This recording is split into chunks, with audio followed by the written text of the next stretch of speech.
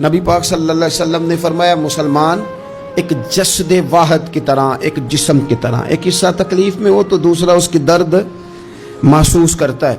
انسان کے وجود کے اندر سب سے قیمتی اس کا دماغ ہوتا ہے، اسی سے سوچتا ہے، اسی سے وہ عمل کرتا ہے، اسی سے منصوبہ بندی کرتا ہے، اسی سے وہ مومن ہوتا ہے، اسی سے معاذ اللہ کافر ہوتا ہے۔ اور وجود کے اندر جس کو درجے کے لحاظ سے بولنے میں بعض اوقات کم درجہ سمجھا جاتا ہے وہ پیر ہوتے ہیں۔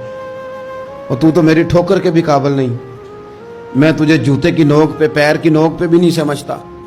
ہم یہ کہتے ہیں محاورتاً کہ تو پیروں کے قابل بھی نہیں، یعنی سب سے اعلیٰ درجہ دماغ کو دیا، دل کو دیا، اور سب سے ہلکا درجہ پاؤں کو دیا۔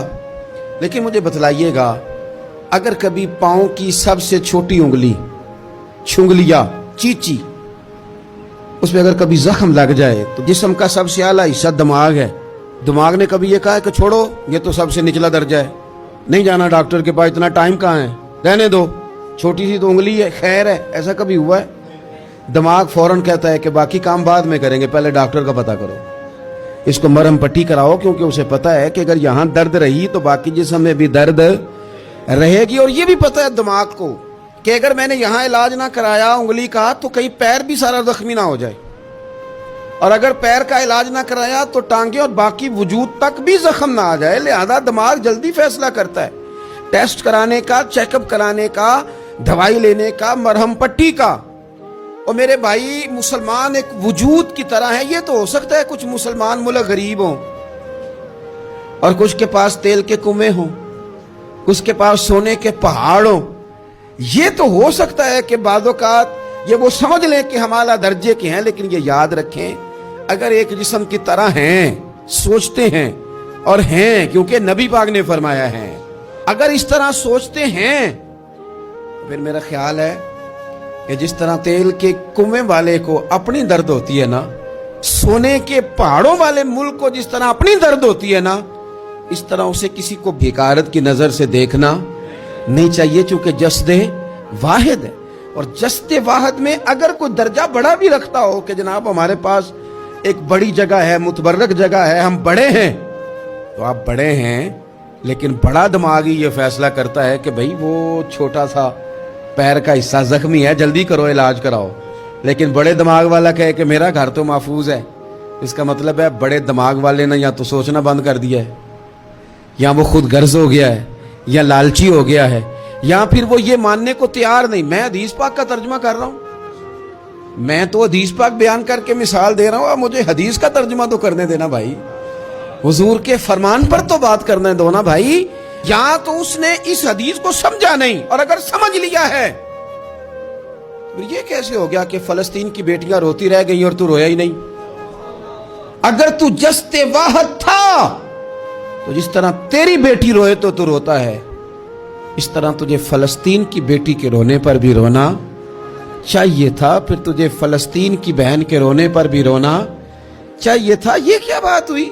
ہم نے نا کسی کو چھوٹا سمجھا، کسی کو حقیر سمجھا، اور بھئی یہ تیرا خیال ہے کہ فلانا فلاں ہے اور فلانا فلاں ہے۔ اقبال کہتے ہیں اپنی ملت پر قیاس اقوام مغرب سے نہ کر، خاص ہے ترکیب میں قوم رسول ہاشمی، تو نبی پاک کی قوم ہے۔ بحثیت مسلمان سوچے مسلمان۔ کسی نے پوچھا تھا حضرت سلمان فارسی سے نام کیا ہے، فرمانے لگے میرا نام اسلام ہے۔ کہا آپ کے والد کا نام؟ فرمایا اسلام۔ کہا دادا کا نام اسلام۔ آپ فرمانے لگے تو کتنے کو سوال پوچھے گا، میں کتنے کو جواب دوں گا؟ سلمان کا ہر چیز ہی محمد مصطفیٰ کا دین ہے، میرا سارا کچھ میرے نبی پاک کا دین ہے، شروع بھی یہی ہے، اختتام بھی یہی ہے، یہی میرا سارا کچھ ہے۔ داستان حسن جب پھیلی تو لامحدود تھی، اور جب سمٹی ہے تو آقا بس تیرا نام ہو کے رہ گئی۔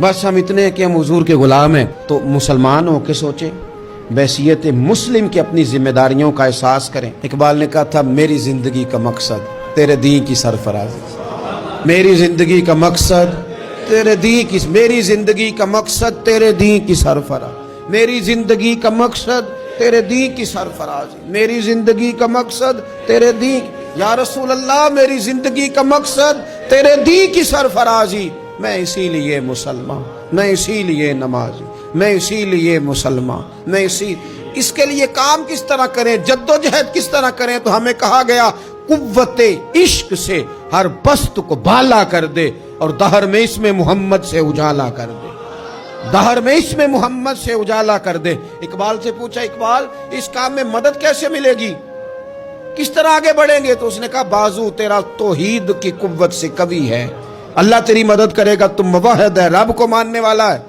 بازو تیرا توحید کی قوت سے قوی ہے، اسلام تیرا دیس ہے، کیونکہ تو مصطفی ہے، تو مصطفیٰ کریم کا ماننے والا ہے، تیری